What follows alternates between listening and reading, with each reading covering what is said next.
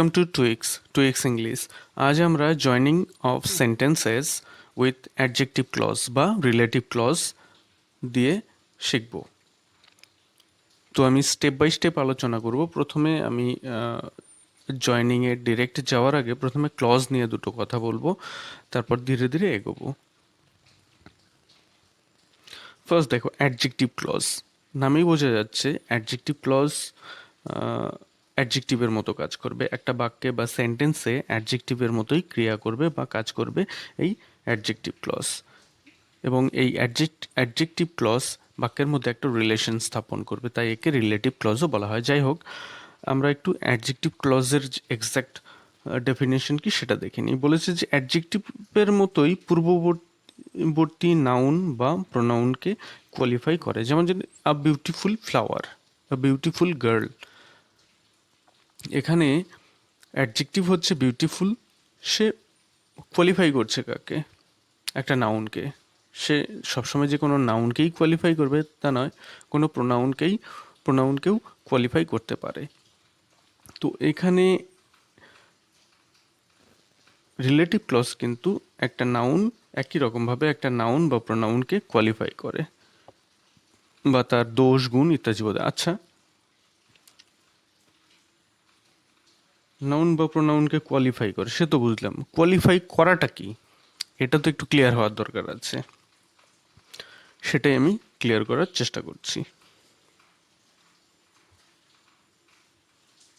Next দেখো, noun বা প্রোনাউনকে qualify করে বা তাদের মধ্যে একটা রিলেশন বা সম্বন্ধ প্রকাশ করে, তার জন্য রিলেটিভ ক্লজ, সেটা তো আগেই বলেছি। তো চলো এবার আমরা একটা স্ট্রাকচার দেখে নিই। প্রথমে নাউন বা প্রোনাউন থাকবে এবং তারপরেই অ্যাডজেক্টিভ বা রিলেটিভ ক্লজ থাকবে। যেমন ধরো, একটা সেন্টেন্স বা একটা যদি আমরা joining into complex sentence using relative clause দেখে নিই, তাহলে ব্যাপারটা ক্লিয়ার হয়ে যাবে। এখানে দেখো, দিস ইজ দ্য বয়। এখানে নাউন কি আছে? The boy, he stands first in the class. সে ক্লাসে প্রথম হয়েছে।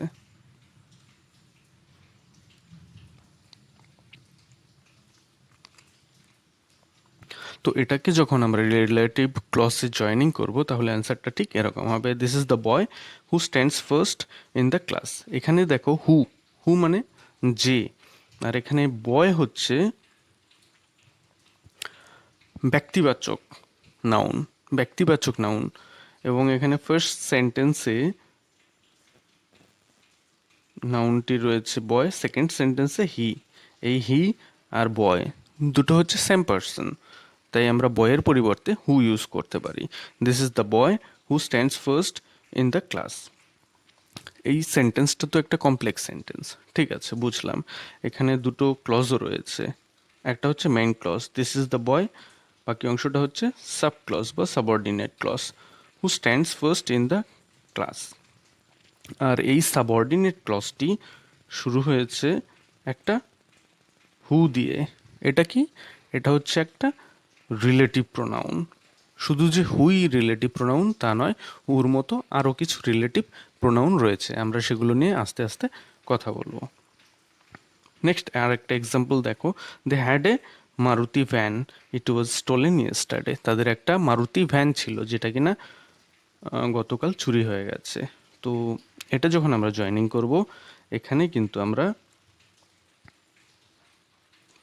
হুইয়ের পরিবর্তে হুইজ ব্যবহার করব। কারণ কি, মারুতি ভ্যানটা হচ্ছে বস্তুবাচক, আর বস্তুবাচক বা বস্তুর ক্ষেত্রে কিন্তু হু বসে না, হুইচ বসে। তাই এখানে জয়েনিং যখন আমরা করব, এখানে প্রথম সেন্টেন্সে দেখলাম মারুতি ভ্যান রয়েছে, দ্বিতীয় সেন্টেন্সে ইট রয়েছে। এই ইট দ্বারা কিন্তু এই মারুতি ভ্যানটাকেই বোঝাচ্ছে। তাই আমার আনসারটা হবে, they had a Maruti van which was stolen yesterday.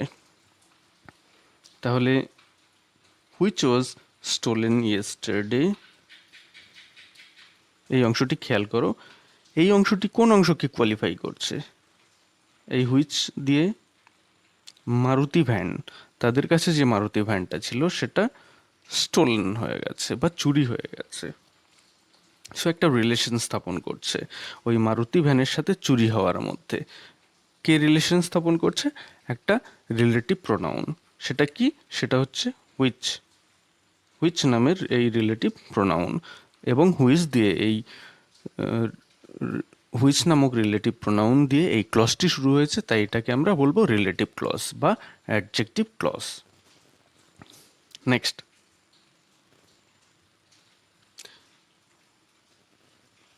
এবার দেখো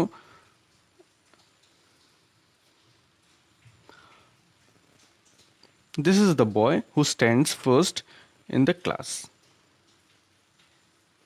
They had a Maruti van which was stolen yesterday. এই দুটো সেন্টেন্স আমরা অলরেডি আলোচনা করেছি। এখানে সেন্টেন্সের রিলেটিভ প্রোনাউনগুলো আমরা অলরেডি দেখে নিয়েছি। একটা হচ্ছে হু আর একটা হচ্ছে হুইচ, এবং হু থেকে শুরু করে বাকি যে সমস্ত অংশ সেটাই হচ্ছে রিলেটিভ ক্লজ। নিচে হুইচ থেকে শুরু করে বাকি যে অংশটি সেটা হচ্ছে রিলেটিভ ক্লজ।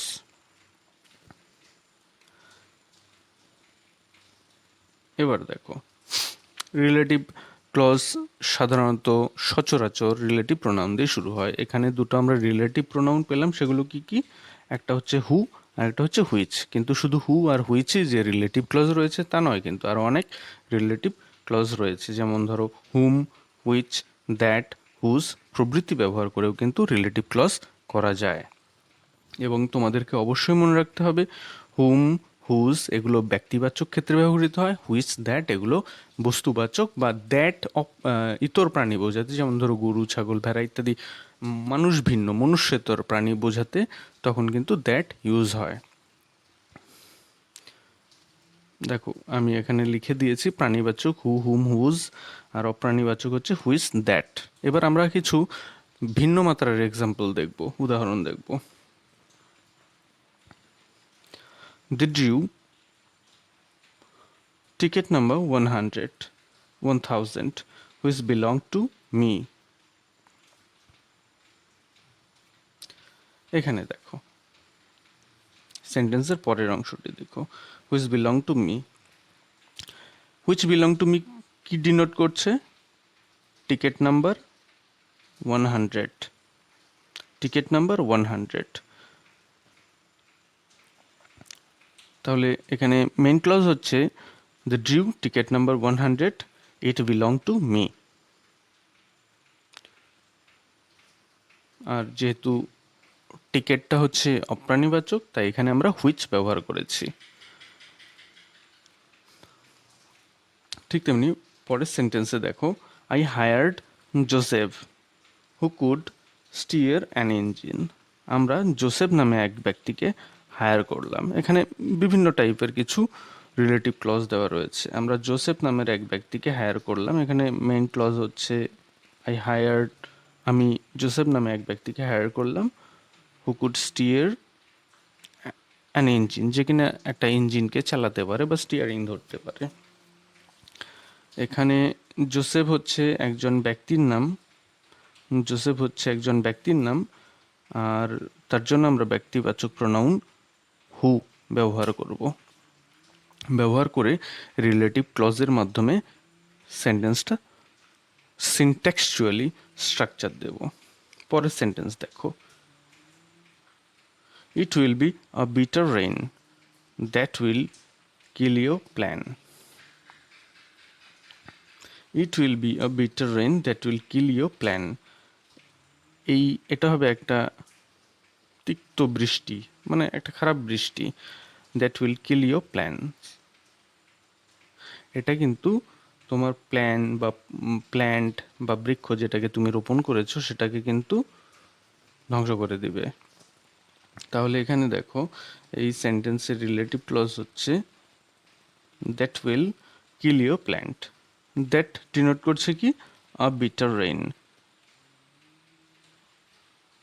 অর্থাৎ এই দ্যাট, আ বিটার রেইন আর উইল কিল ইউর প্ল্যান্ট, এই দুটো শব্দ বাক্যাংশের মধ্যে কিন্তু সম্বন্ধ বা রিলেশন স্থাপন করছে, বা giving extra information or bitter রেইনের দোষ, গুণ, দোষ বোঝাচ্ছে। এ দোষটা কি? যে এটা তোমার প্ল্যান্ট বা গাছকে ধ্বংস করে দিবে। নেক্সট দেখো পরের sentence, the first thing he did was to crawl inland. প্রথম কাজটা সে যেটা করেছে সেটা হচ্ছে টু ক্রল ইংল্যান্ড। এখানে একটা জিনিস খেয়াল রাখতে হবে, এটাও কিন্তু রিলেটিভ ক্লজ, এটাও কিন্তু রিলেটিভ ক্লজ। এখন আমার মনে প্রশ্ন আসতে পারে, এটা তো রিলেটিভ ক্লজ, কিন্তু এখানে রিলেটিভ প্রোনাউন কোথায়? ঠিক এই জায়গাটাতে তো একটা রিলেটিভ প্রোনাউন থাকার কথা। কোথায় গেল রিলেটিভ প্রোনাউন? এখানে মনে রাখতে হবে দ্য ফার্স্ট থিং হুইচ, এখানে এই the first thing which he did, ঠিক এই ধরনের সেন্টেন্সগুলোর ক্ষেত্রে কিন্তু হিয়ের আগে হুইচটা উজ্জ থাকে বা উজ্জ রাখা যায়। যদি অবজেক্টিভ ফর্মে থাকে তাহলে উজ্জ রাখা যায়, এবং সেটা কিন্তু লেখার প্রয়োজন হয় না। তাই আমাদের মনে হতে পারে যে সেন্টেন্সটা এরকম হবে, the first thing which he did was to crawl inland. এখানে এই সেন্টেন্সটা তো ঠিক, কোনো প্রশ্নই নেই, কিন্তু এখানে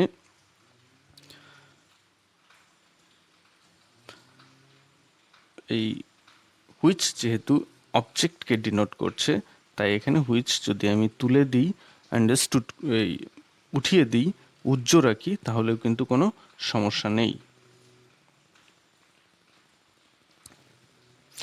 এবার আমি আর কয়েকটা এক্সাম্পল তুলে দেব, একটু খেয়াল করবে। It was in Burma where Subhash wanted to build up an army, the time when the showman took down his booth was the end of the season. অর্থাৎ যে সময় ওই প্রদর্শনীকারীরা তাদের বুথ বন্ধ করে দিল, সেটা ছিল তাদের খেলা দেখানোর বা প্রদর্শনী দেখানোর শেষ সময়। সময়টা শেষ হয়ে গিয়েছিল, তাদের সিজন সেশনটা শেষ হয়ে গিয়েছিল, তাই তারা সেটা শেষ করে দিয়েছে। তারপর দেখো, this is Calcutta where he was born.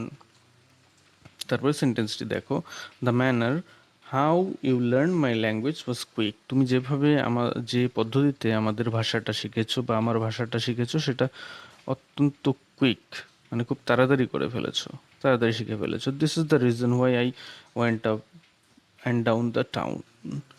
এই কারণেই, এই হলো সেই কারণ যে কারণে I went up and down the town, শহরের এদিক ওদিক, আপ অ্যান্ড ডাউন, শহরের বিভিন্ন স্থানে ঘুরে বেরিয়েছি। এই সেন্টেন্সগুলোতে একটু খেয়াল করবে। প্রথম সেন্টেন্সটি শুরু হয়েছে কি দিয়ে?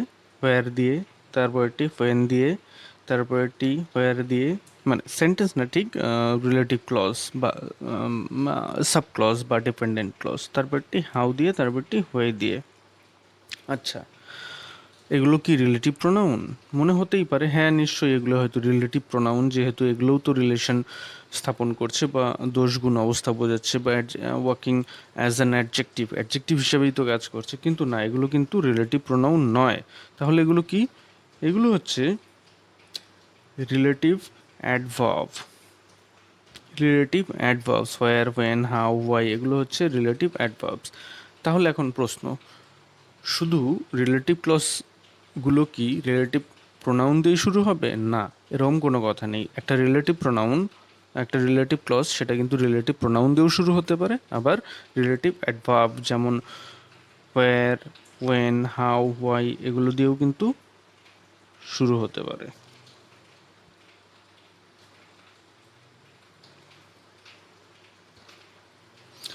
আর রিলেটিভ প্রোনাউনের মতো রিলেটিভ অ্যাডভার্ব যুক্ত ডিপেন্ডেন্ট ক্লজগুলিও কিন্তু পূর্ববর্তী নাউনগুলির বিভিন্ন গুণ প্রকাশ করে বা গুণ প্রকাশক অ্যাডজেক্টিভ ক্লজ। তাই একটা অ্যাডজেক্টিভ ক্লজের যখন আমরা সংজ্ঞা একদম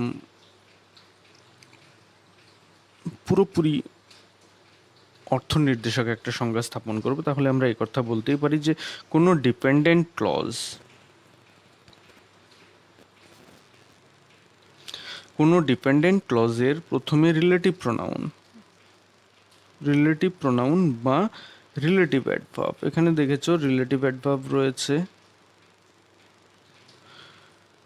এবং পুরো অংশটা পুরো যে ক্লজ যেগুলো সবুজ কালিতে দেওয়া রয়েছে সেগুলো হচ্ছে রিলেটিভ ক্লজ, এবং আগে যে এক্সাম্পলগুলো এতক্ষণ দিয়েছি সেগুলো ছিল রিলেটিভ প্রোনাউন। তাহলে আবার চলে এসো এখানে নিচে, কোনো ডিপেন্ডেন্ট ক্লজের প্রথমে রিলেটিভ প্রোনাউন প্রথমে রিলেটিভ প্রোনাউন, ক্লজ তো অবশ্যই রিলেটিভ ক্লজ হতে হবে এবং সেটাকে শুরু হতে হবে উইথ আ রিলেটিভ প্রোনাউন বা রিলেটিভ অ্যাডভার্ব দিয়ে শুরু হতে হবে। তাহলে ওই ডিপেন্ডেন্ট ক্লজটি বা সাবঅর্ডিনেট ক্লজটি কিন্তু অ্যাডজেক্টিভ ক্লজ হয়। এ তো গেল basic understanding of adjective clause. এবার কিছু এক্সাম্পল দিয়ে আমরা বিভিন্ন টাইপের জয়নিং দেখব যেগুলো কিনা রিলেটিভ ক্লজ দিয়ে করা হয়ে থাকে। এতক্ষণ পর্যন্ত যে আলোচনা করা হলো তা রিলেটিভ অ্যাডভার্বস, রিলেটিভ প্রোনাউন এবং রিলেটিভ ক্লজ সম্পর্কে একটা ব্রিফ আইডিয়া দেওয়ার চেষ্টা করা হলো, এবং এই আইডিয়া যদি না থাকে তাহলে এই জয়নিং করাটা কিন্তু একটু প্রবলেম হয়।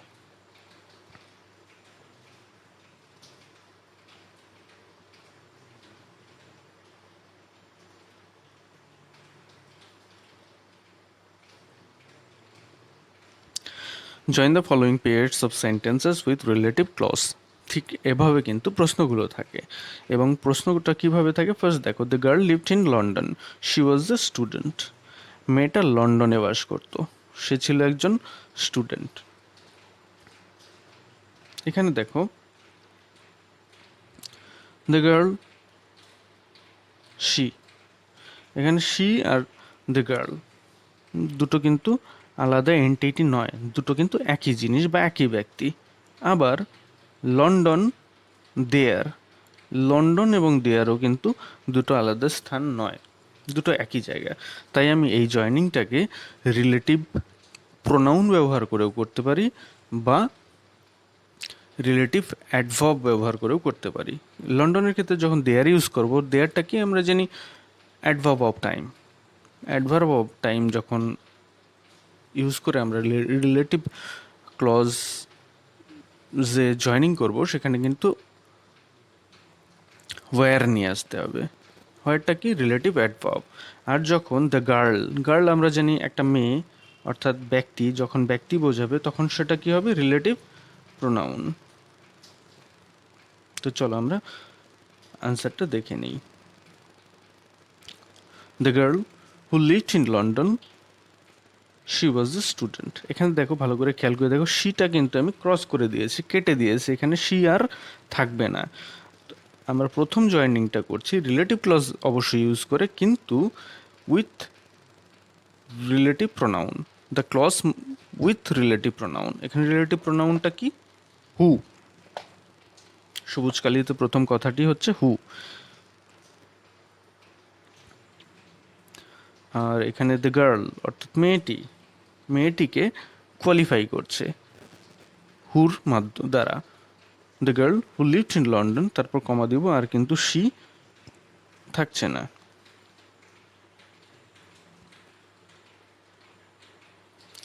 শি কিন্তু আর থাকছে না।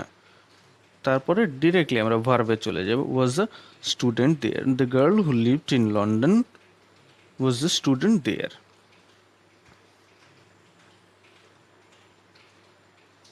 নেক্সট দেখো, এবার আমরা দ্য গার্লকে ইউজ করব না, এবার আমরা ইউজ করব কি লন্ডন প্লেসটাকে। The girl lived in London where she was a student. মেয়েটি লন্ডনে বাস করতো, হোয়ার শি ওয়াজ এ স্টুডেন্ট। এখানে হোয়ার শি ওয়াজ এ স্টুডেন্ট এটাও রিলেটিভ ক্লজ, আবার আগের সেন্টেন্সটাতে আনসারটাতে হু লিভড ইন লন্ডন দুটোই কিন্তু রিলেটিভ ক্লজ, কিন্তু একটু পার্থক্য রয়েছে।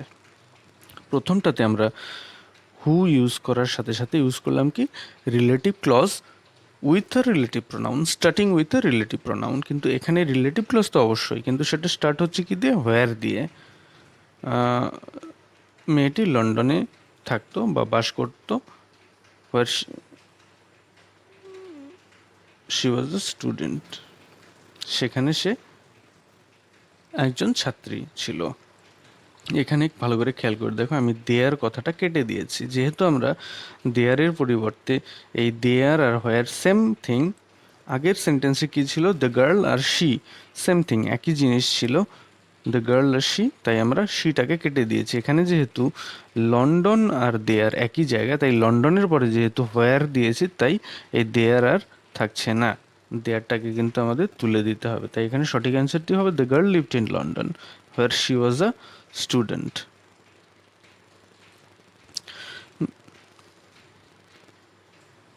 নেক্সট একটা এক্সাম্পল দেখো, the girl lived in London. একই, শি ইজ আ ডক্টর। মেয়েটি লন্ডনে বাস করতো, সে একজন ডাক্তার। আচ্ছা, প্রথম বাক্যে দেখো সাবজেক্ট হচ্ছে দ্য গার্ল, দ্বিতীয় বাক্যে সেকেন্ড সাবজেক্ট হচ্ছে শি। শি এবং দ্য গার্ল দুটো কিন্তু সেম পার্সোনালিটি বা একই ব্যক্তি, কিন্তু এখানে লিভড ইন লন্ডন, তারপরে লন্ডন এখানে রয়েছে জায়গা, কিন্তু এখানে জায়গা নেই, এখানে রয়েছে কি আ ভোকেশন বা প্রফেশন, বা ওটাও একটা নাউন। এটা এই লন্ডন আর ডক্টর কিন্তু দুটো আলাদা জিনিস। এটা হচ্ছে ডিনোট করছে একটা স্থান, ডক্টর ডিনোট করছে একটা ব্যক্তি। কিন্তু দ্য গার্ল আর শি সেম পার্সন বা সেম পার্সোনালিটি, তাহলে আমরা এর জয়নিংটা এক্স্যাক্টলি কীভাবে করবো সেটা একটু দেখে নাও। দ্য গার্ল, তারপরে আমরা হু দিয়ে দিব। The girl who lived in London, she is a doctor. এখানে কিন্তু শিটা আমি কেটে দিয়েছি, একটু ভালো করে খেয়াল করে দেখো, শি কিন্তু আর দেওয়া যাবে না, কারণ দ্য গার্লের পরে আমরা হু ইউজ করে ফেলেছি। এবং শি আর দ্য গার্ল যেহেতু সেম এন্টিটি বা সেম পার্সোনালিটি, তাই একই জিনিস দুবার আমরা লিখবো না যখন আমরা জয়নিং করব। তাহলে এখানে সঠিক অ্যান্সারটা কি হচ্ছে, the girl who lived in London is a doctor. যে মেয়েটি লন্ডনে বাস করতো সে একজন ডাক্তার। এবার পরের এক্সাম্পলে এসো। I have bought a horse, it will win the race. আমি একটা ঘোড়া কিনেছি, এটাই রেস জিতবে। এবার একটু দেখে নিই। প্রথম সেন্টেন্সে দেখো রয়েছে আমি একটা ঘোড়া কিনলাম, it will win the race. তাহলে এখানে ঘোড়া আর ইট দুটো হচ্ছে সেম এন্টিটি, আর ঘোড়াটা আমরা তো জানি কোনো ব্যক্তিও নয় বস্তুও নয়। ব্যক্তি নয় তাই আমরা হু ইউজ করতে পারছি না, বস্তু নয় বলে হুইচ আমরা ইউজ করব না, তাই আমরা এক্ষেত্রে ইউজ করব দ্যাট।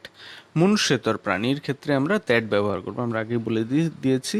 তাই এখানে সঠিক উত্তরটি হওয়া উচিত, I have bought a horse that will win the race. এখানে খেয়াল করে দেখো আমি কিন্তু ইটটা কিন্তু কেটে দিয়েছি, কখনোই ভাববে না যে এখানে আমি ইট বসিয়েছি, ইট বসিয়ে কেটে দিয়েছি শুধু বোঝানোর জন্য। যেহেতু এই হর্স আর ইট দুটো সেম এন্টিটিকে ডিনোট করছে, তাই হর্সের পরে যখন আমরা হুইচ দিব তখন আর ইট বসানোর কোনো প্রয়োজন হয় না। তাই এখানে সঠিক উত্তরটি হবে I have bought a horse that will win the race.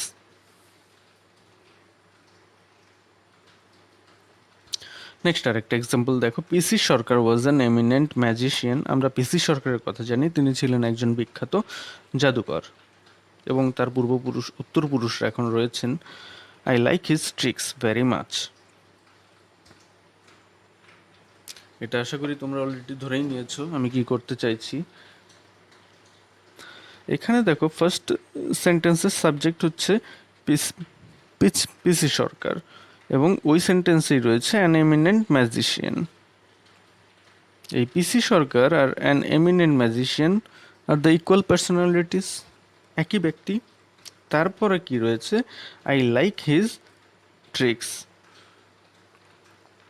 পরের সেন্টেন্সে সাবজেক্ট রয়েছে আই, সুতরাং আইয়ের সাথে আমরা এখানে কিছু করব না। হিজ, পিসি সরকার, ম্যাজিশিয়ান, হিজ, এই তিনটা নিয়ে আমাকে কাজ করতে হবে।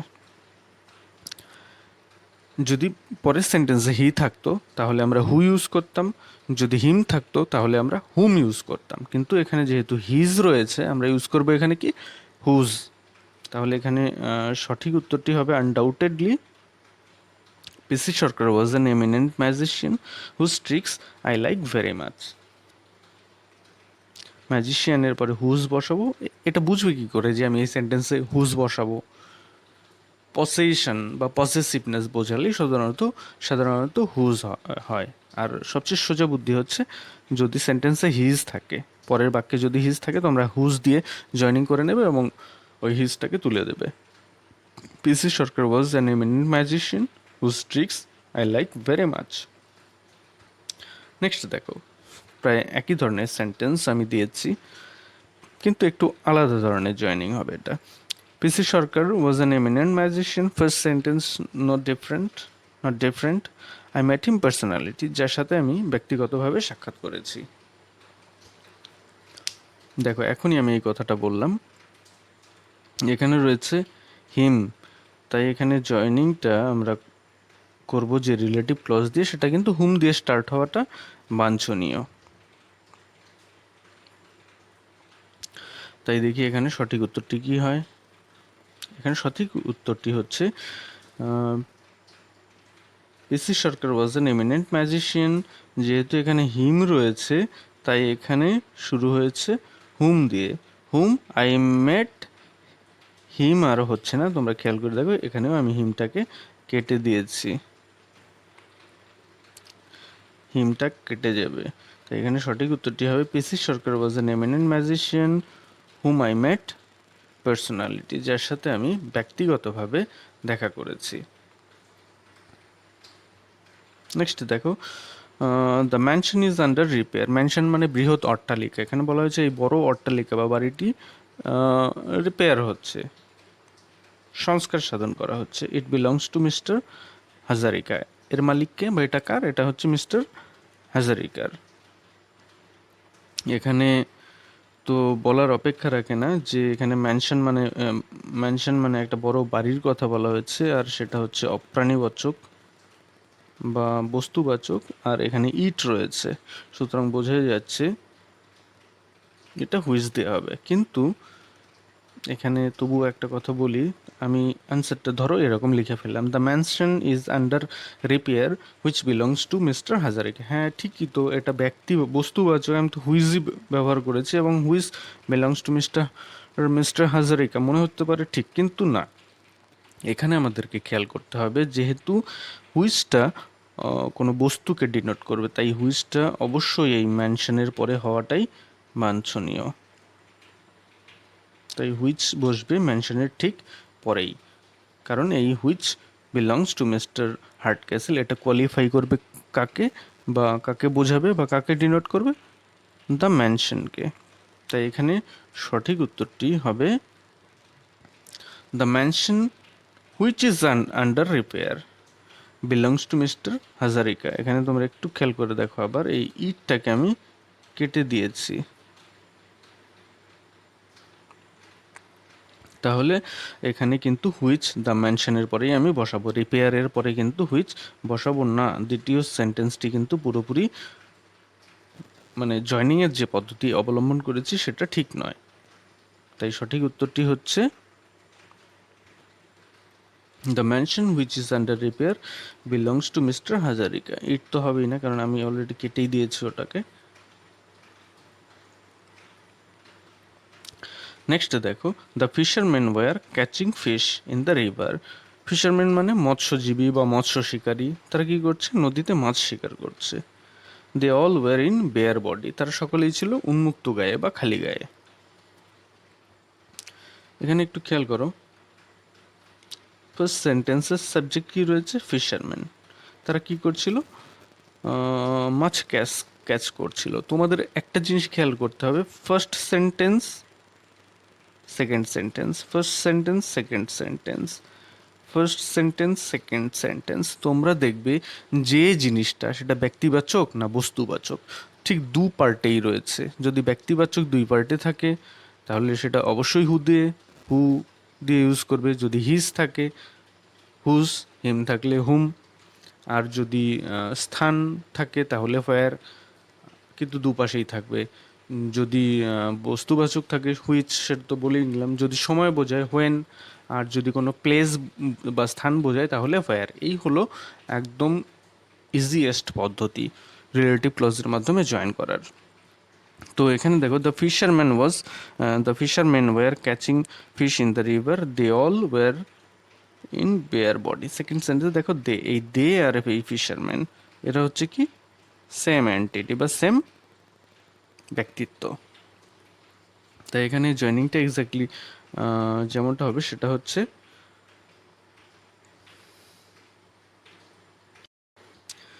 তাই এখানে জয়নিংয়ের টা যে ঠিক যেভাবে হবে সেটা হল, the fisherman who were catching fish in the river were all in bare body. এখানে দেখো আমি কিন্তু কেয়ারলেসলি ফার্স্ট সেন্টেন্সের শেষ কথা ইন দ্য রিভার তারপরে কিন্তু হু বসিয়ে দিইনি। এই ভুলটা কিন্তু অনেকেই করে থাকে। আর তারা কি করে, the fisherman were catching fish in the river who were all in bare body. ওরা এখানে ঠিক হু বসিয়ে শুরু করে দেয়, কিন্তু হু হু হু তো কাকে ডিনোট করবে? হু ডিনোট করবে কোনো ব্যক্তিকে। এখানে ব্যক্তিটা কি? The fisherman. তাই আনডাউটেডলি ফিশারম্যানের পরেই কিন্তু হুটা আসবে। তাই এখানে who were catching fish in the river, এটা রিলেটিভ ক্লজ, সেটা কিনা হু দিয়ে শুরু হয়েছে, যেটা কিনা একটা রিলেটিভ প্রোনাউন, তাই এটা অবশ্যই একটা রিলেটিভ ক্লজ। এবং এ শুধু হু দিয়ে শুরু হলেই যে রিলেটিভ ক্লজ হবে না তা নয়, হু দিয়ে শুরু করলে নাউন ক্লজ হতে পারে, কিন্তু এ ডিনোট করছে কাকে? কোনো ব্যক্তি বা বস্তুকে, বা ডিনোট করছে কাকে? কোনো নাউন বা প্রোনাউনকে। এখানে নাউন হচ্ছে দ্য ফিশারম্যান, একে ডিনোট করছে বা কোয়ালিফাই করছে, তাই এটি হচ্ছে রিলেটিভ ক্লজ।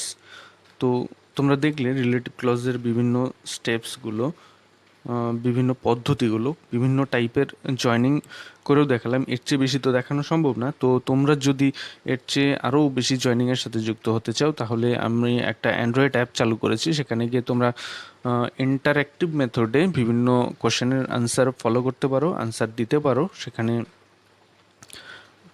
সেটা থেকে আমি মনে করি তোমরা বেশ ভালোভাবে লাভবান হবে। আর যদি if you like today's session, don't forget to give a thumb, and thank you very much for watching the video. And I'll be very much happy if you get an iota of help from today's session. And I will hope again that you will subscribe my channel if you are new to my channel. So thank you again for watching this video.